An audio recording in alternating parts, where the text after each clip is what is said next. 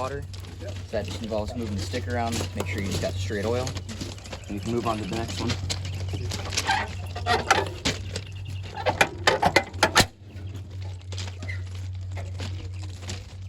Same thing.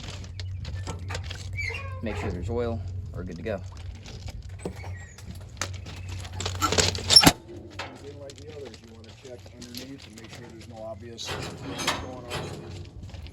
All the others, they're all basically the same type of an inspection when you're doing it. It's just that the locomotives have things in different places and have some of them are different than others as far as what you have to check. Batteries live in here. If you guys ever wondered? Our unit battery, there's one on the other side as well. Here's Dave's home built battery charger. Just plug it in and go. So when you want to water these, they don't have a system on here. You literally have to take the cap off, and then you got to figure out how to get your head in there to figure the back ones.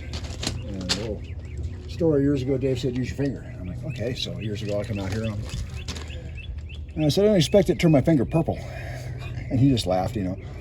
But again, it's you can't see in there. You got a mirror or a flashlight or something. But we'll eventually get a watering system put on this one. And distilled water only. We do not like anything else like that. Good. Okay, we'll go check the other side. Okay, now we're on 1474 to check a couple of the fluids and all. Down here, these are called Cuno filters.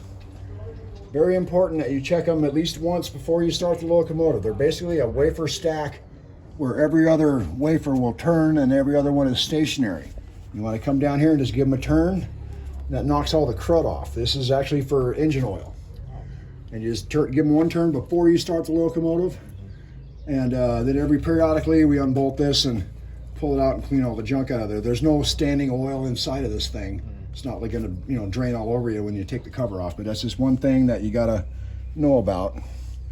And you want to just do it before you start it. And that takes care of that for, the day is running as far as I go. We are. Yeah. Okay. On this locomotive, here's our governor.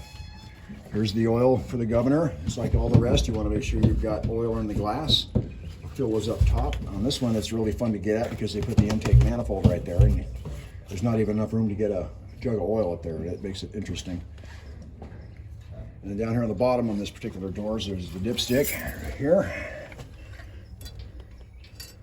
Okay, this is where you check your motor oil.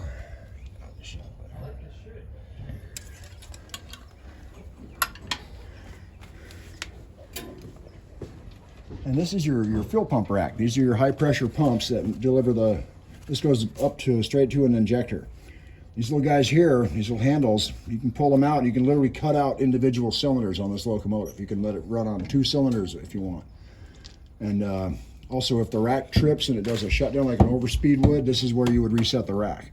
Because this whole thing is just gonna go that way. And all these will pop out and then you're like, okay, you gotta come back and manually reset all the deals, because inside of this behind here is a camshaft that tells you when to go up and down. There's little windows here that when you're timing it, you'll put it TDC to make sure that this lines up its lines when you're at top dead center on a particular cylinder. So that's basically what goes on in here. And the compressor is going to be up at the front door up there.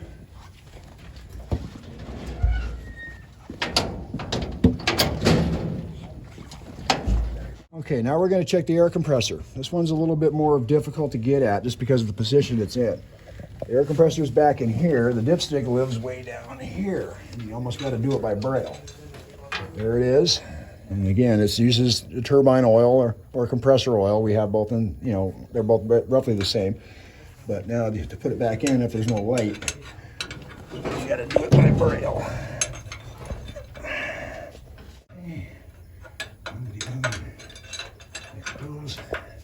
All right, and no mechanics were harmed in the replacing of that dipstick, so we're good. That's really the only fluid check you got to do here. Here are your drive belts. These run your auxiliary generators and traction motor bloaters if you had them. This guy right here, little innocuous looking thing, that's your unloader for the air compressors. That's what controls the unloader for it. Up there, these are most likely headlight resistors and things of that nature. Here's your turbo right there. Motor brush or traction generator brush inspections are in this cabinet here. Again, you've seen them one, you've seen them all, kind of type of thing. And that's the major daily inspection as far as fluid levels go on this. It's not really hard. You just got to know where the things are to look. And again, this is probably the worst one to have to reach in there too if you're not used to it. It's literally right back in here. About even with this, straight down. You know, back on the block down there. So, all right, we'll go in the cab here.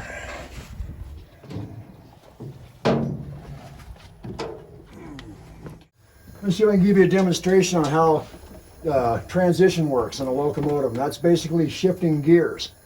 Now, when we're going to start off, a reverser handle down here will rotate one way or the other depending on what direction you're going to go. You want me to demonstrate? Hang on. Series contactor. This one will pull in first. This puts all the traction motors in series, so you can get the most current into all of them. You get breakaway torque, so to speak, and get moving. And as you increase the speed, the back EMF will cause you to slow down a little bit, so you have to compensate for that. So what happens is this one will drop out and these two will pick up. Now we've put both motors into parallel. So you get a little more current in them, they're going to go a little faster. And the top speed of these two guys up in the corner here, they are the shunt relays, and they run the resistance around the field coils in the traction motors. So I'm going to give you a slight demonstration on how this works. Move the reverser to follow the other direction. Okay, when he opens up the throttle, you're going to see the reverser move, and that coil up there is going to pick up. Good. Now we are in series. It's also generator field over here also picks up, but you probably won't get it in the shot because it's too wide, you know. But anyway, now we want to go to transition, so there's a relay down here called a V relay. What this guy does is it looks at voltage and current, and when you take off from a stop, you're going to have very high current and relatively low voltage.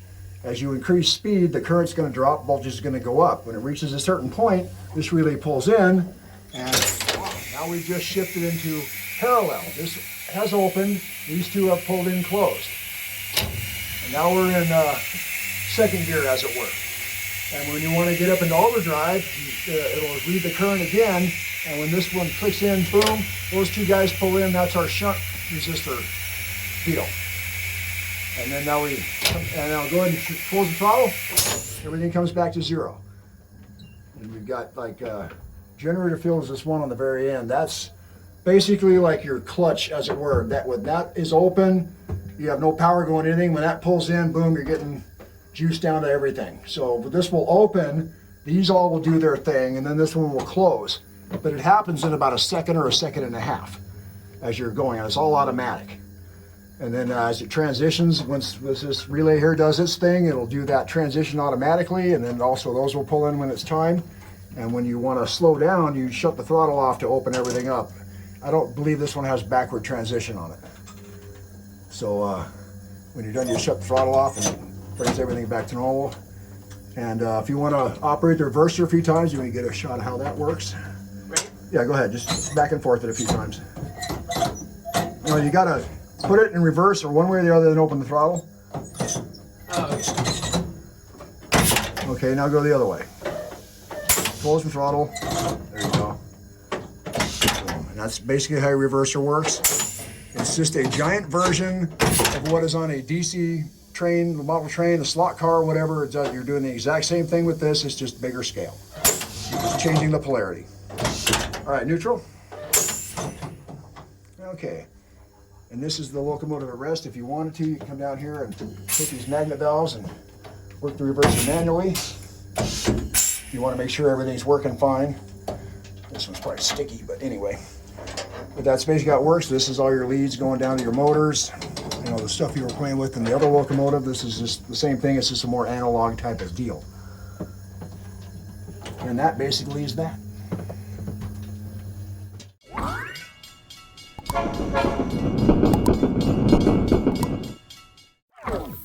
Please support us and share.